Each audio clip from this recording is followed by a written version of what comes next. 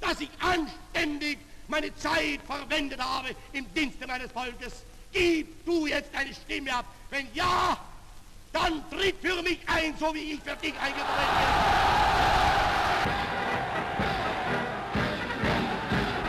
When you think of the worst dictators in human history, a certain Austrian painter may come to mind. While it's true that Hitler murdered millions of people and started the worst world war in human history, he's actually not the deadliest dictator to ever exist.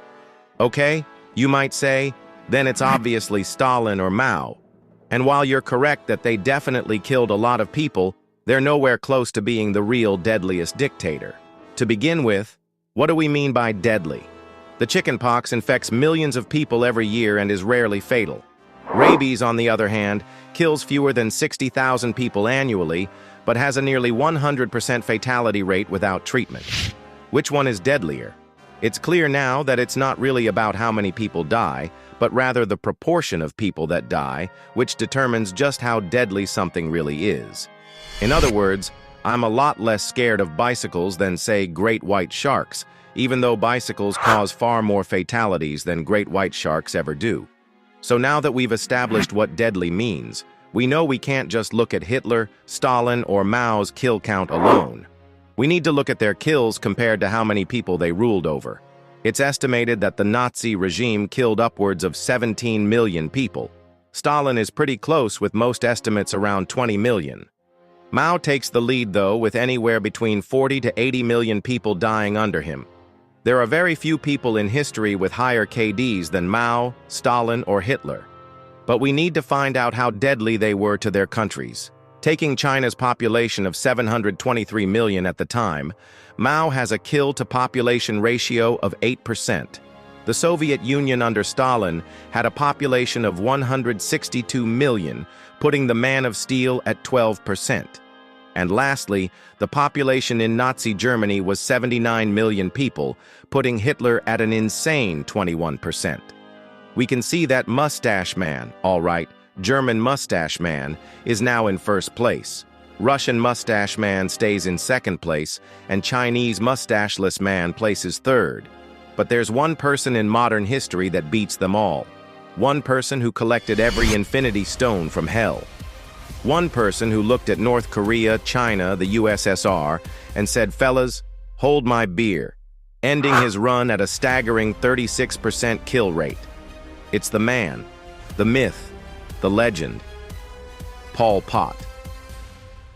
But who is this chubby-cheeked, unremarkable-looking guy that looks like the cook from your local Asian restaurant? And how did he end up beating Hitler, Stalin, and Mao to become the deadliest dictator in human history?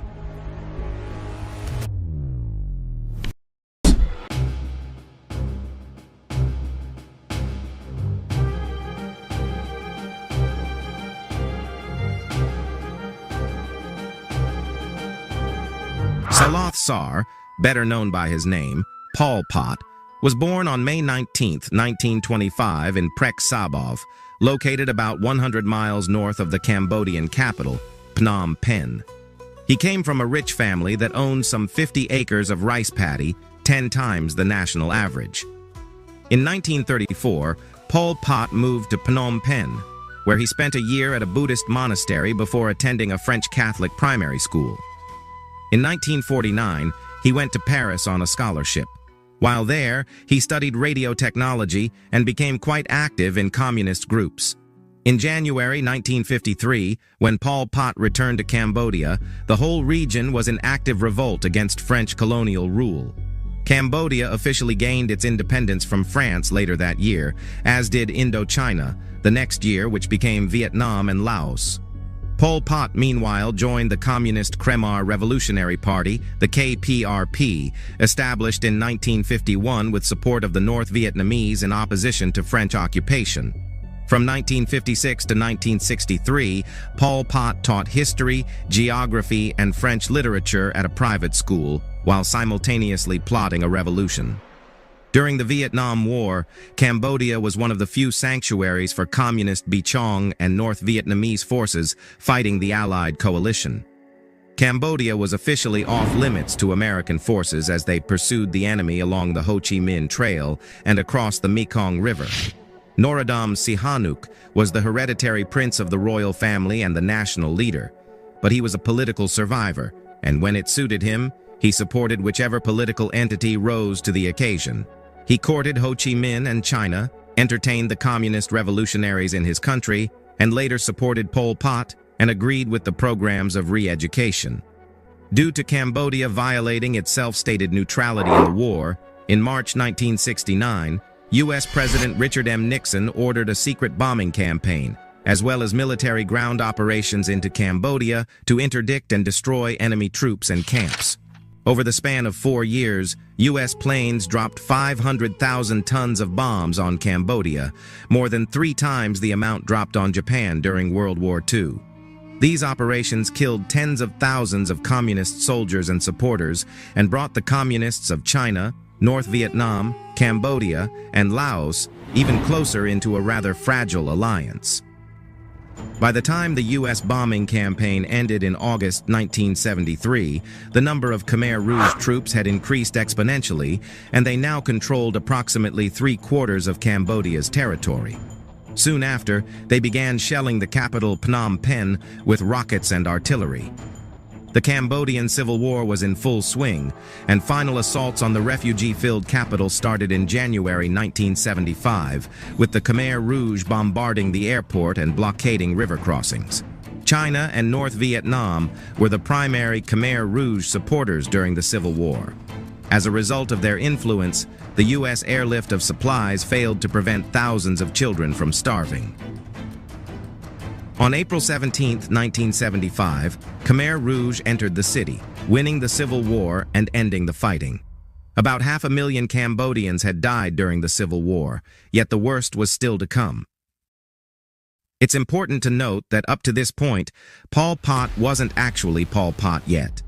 Instead, using various pseudonyms in order to remain unknown to even members of his own party, going by names like Brother Number 1, Elder Brother, 87, and Grand Uncle.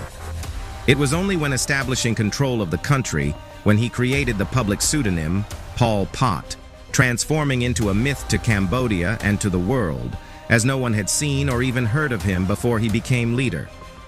This would be the beginning of the deadliest genocide in recent history.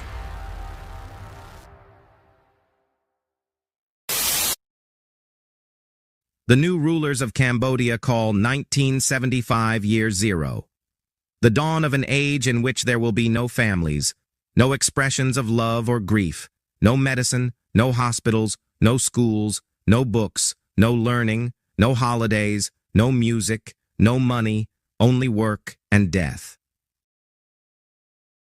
It was now officially Year Zero, and Pol Pot's flavor of communism meant that Cambodia would become an agrarian, pre-industrial, self-sufficient, classless utopia where so-called capitalist ideas like private property, religion, family, money, and even cities were to be eradicated. Knowledge of anything before Year Zero was banned, which meant that books were burned, religious objects were defaced, and countless buildings were destroyed. Just hours after Pol Pot and the Khmer Rouge took over, they began to force millions of people to abandon the cities and march to the countryside, where they were classified as new people because of their urban background and treated as enemies of the state. Children, the elderly, and even hospital patients were all forced to leave immediately, and thousands died from the march, including Pol Pot's own brother. Anyone associated with being from the city, such as doctors, teachers, engineers, clergy, intellectuals, and professionals of any kind, were now labeled as new people. People who wore glasses, spoke other languages, had pale skin, or belonged to an ethnic minority were also targeted, and many of them were either executed, starved to death, or overworked in the fields. A famous Khmer Rouge expression to the new people was, "To keep you is no benefit. To destroy you is no loss." The so-called old people who could prove they were peasants from the countryside weren't that much better off either. On top of the constant daily risk of being accused of being a new person, capitalist, or foreign spy, all land was seized by the state, and peasants now needed to fulfill larger and larger harvest quotas or risk being starved or executed. Much of this was due to party officials in local districts being afraid for their own lives and falsely reporting higher and higher yields to satisfy the party. Any sign of individualism was prohibited, with food being communalized where people didn't eat in their own homes, humans being communalized where husbands, wives, and children were separated, and even the language being communalized where people talked about themselves using the plural, we, instead of I. Now, it's one thing to force millions of people into the countryside to be worked to death as feudal slaves, or destroy every remnant of culture and religion, or even take children away from their parents. But the most atrocious aspect of life in Cambodia under Pol Pot were what came to be known as the killing fields, a vast array of sites in the country where almost 1.5 million people were executed. This number doesn't include people who died from starvation, overworking, or war. It's just the number of people who were murdered. The most infamous of these sites was Security Prison 21, known as S21 for short. The prison was once a cheerful high school, but after the city was abandoned, the Khmer Rouge turned it into a little hell on earth. With classrooms converted into torture chambers, iron bars added to windows, and electrified barbed wire put up to surround the building. The high school turned jail could hold up to 1,000 prisoners at a time, with each prisoner being photographed and then forced to confess their sins against the party, regardless of whether or not they were actually guilty. Just like the Nazis, the Khmer Rouge were obsessed with documenting each and every prisoner, and many of the original photographs and confession documents survived and are now published online by the Cambodian government, which is disturbing but also fascinating to see. The Khmer Rouge had a strict policy of killing the prisoner only when they had a confession. And if your toxic trait is thinking you just wouldn't confess so they couldn't kill you, that possibility doesn't exist. Prisoners were regularly beaten, cut with wire, and given electric shocks. Some were burned, forced to eat human waste, others were cut with knives, suffocated with plastic bags, had their fingernails pulled out, or had their heads held underwater. Aside from being tortured every day, prisoners were shackled to the ground where they slept on the floor without a mat or blanket and were forbidden to speak or do anything without approval from the guards. You can imagine the food situation, with a survivor recalling that they were fed 4 spoonfuls of rice porridge and some watery soup as their twice-a-day meal. They were hosed down like animals every 4 days and suffered from ringworm, rashes, and lice, along with diseases that were left untreated. When a prisoner finally decided they had enough and wanted to die, they would confess and be forced to make up stories of how they were recruited by the CIA, KGB, or the Vietnamese to betray the party. They would also be forced to name friends, colleagues, and acquaintances who would themselves be brought in for interrogation, thus repeating the cycle over and over and over again. After the forced confession was over, the prisoner would be brought outside to the schoolyard to be what they called discarded, where they were often beaten to death with hoes, axes, or sticks in order to save on bullets. After S-21's first year of operation, they actually ran out of places to bury them and needed to transport them further and further away from the prison to make more killing fields. The children and infants of those who were executed would have their heads bashed against trees and thrown into the death pits along with their executed parents. The Khmer Rouge's rationale was to stop them from growing up and taking revenge for their parents' deaths. So many people were dying under Pol Pot that Cambodia's average life expectancy dropped from 40 years all the way down to 18.9. This notorious prison, which held up to 20,000 prisoners, had only 7 survivors and was revealed in May 1979. The death camp was converted into the tool-slaying genocide museum.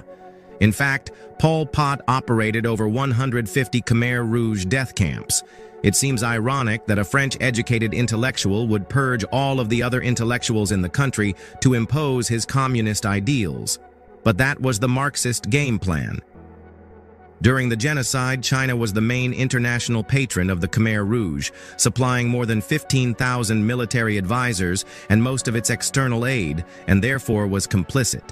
This was all part of Pol Pot's re-education program, and it was a brutal process.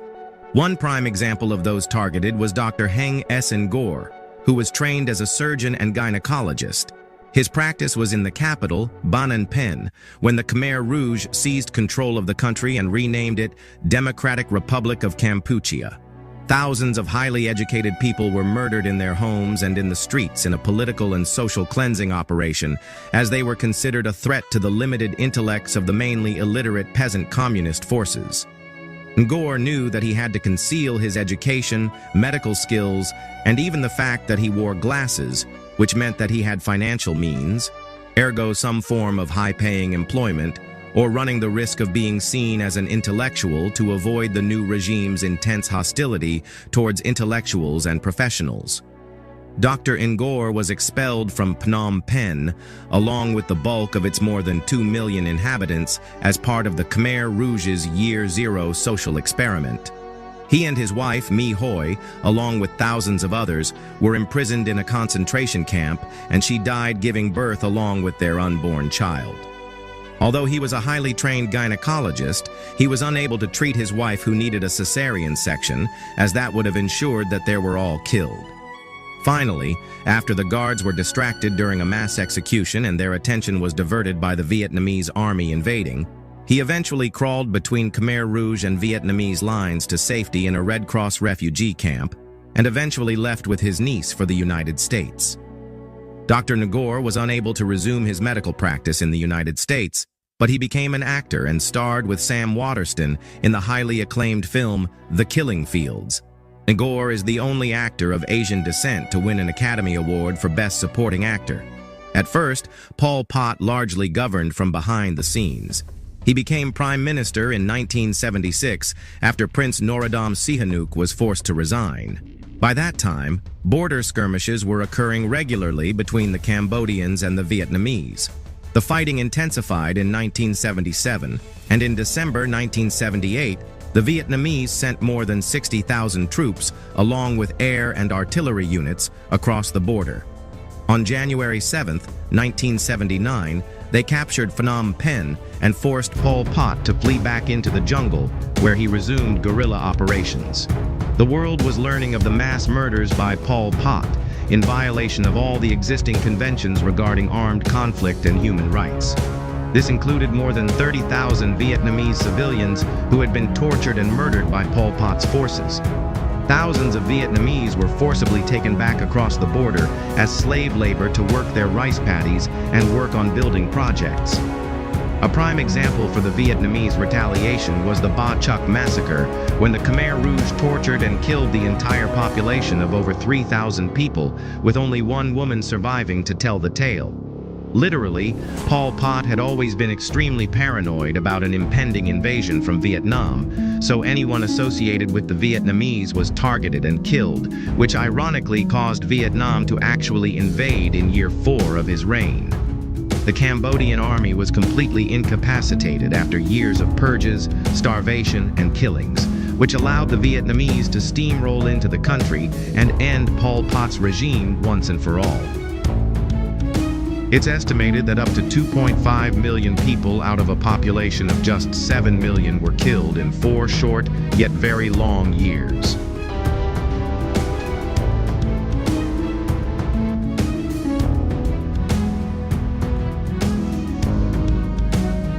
Throughout the 1980s, the Khmer Rouge received arms from China and political support from the United States, ironically enough, which opposed the decade-long Vietnamese occupation.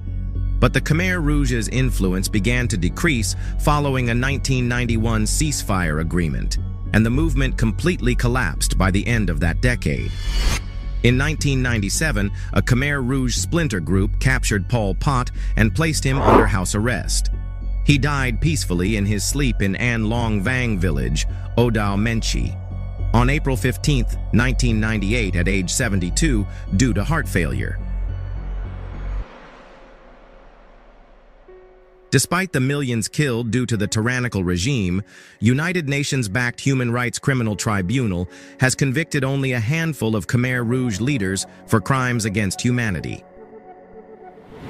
The man known as Saloth Sar was a wealthy, urban, foreign-educated, glasses-wearing, French-speaking intellectual who enjoyed Western literature, yet he targeted and killed anyone suspected of possessing even one of these traits.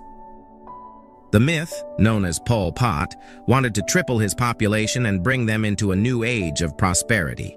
Yet he killed millions and dragged the rest, backwards in time, to year zero.